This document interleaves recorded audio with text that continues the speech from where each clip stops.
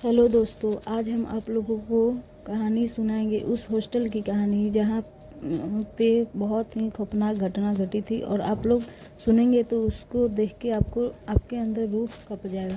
तो प्लीज़ इस कहानी को अंत तक देखना, ठीक है। हॉस्टल का कमरा नंबर 404। यह बात एक मशहूर इंजीनियरिंग कॉलेज के पुराने हॉस्टल की है। वहाँ के कमरा नंबर 404 को लेकर कई अफवाहें थी, इसलिए वहाँ हमेशा खाली रहता था। लेकिन इस साल भीड़ ज़्यादा होने के कारण आर्यन नाम के एक लड़के को वह कमरा दे दिया गया। आर्यन को शुरू में लगा कि सब वहम है, पर पहली ही रात जब वह सो रहा था तो उसे महसूस हुआ कि कोई उसके कान के पास बहुत तेज सांसें ले रहा है। उसके झटके से लाइट जलाई तो कमरे में कोई नहीं था, लेकिन उसकी मेज पर रखी किताबें जमीन पर बिखरी पड़ी। जैसे जैसे दिन बीतते गया, परेशानियां बढ़ने लगी।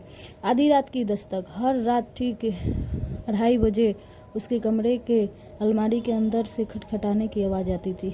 गीले पैरों के निशान। एक सुबह जब आर्यन उठा तो उसने देखा कि फर्श पर गीले पैरों के निशान बने हुए थे, सीधे उसके बिस्तर तक आ रहे थे, जैसे कोई रात भर उसके सिरहाने के पास खड़ा था। अदृश्य हमरा।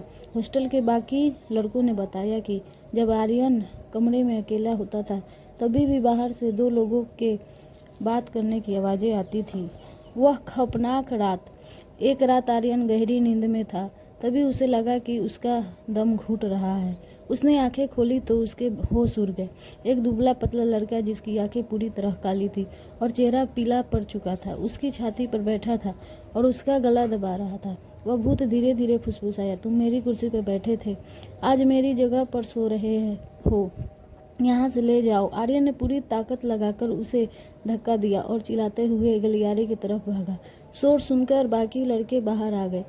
जब सबने कमरे के अंदर झांका तो वहाँ कोई नहीं था, लेकिन दीवार पर खून जैसे लाल रंग से लिखा हुआ था, अगली बारी तुम्हारी है, अगली बारी तुम्हारी है। ऐसी बार कह के भूत उसे डराने लगा।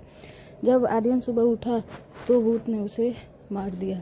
तो इस कहानी से आप लोग क्या सीख मिलती है कमेंट में ज़रूर बताएं। और इस प्रकार की कहानी आपको चाहिए तो सब्सक्राइब करें और व्यूज बढ़ाएं, और कमेंट में ज़रूर लिखें कि मेरा कहानी किस प्रकार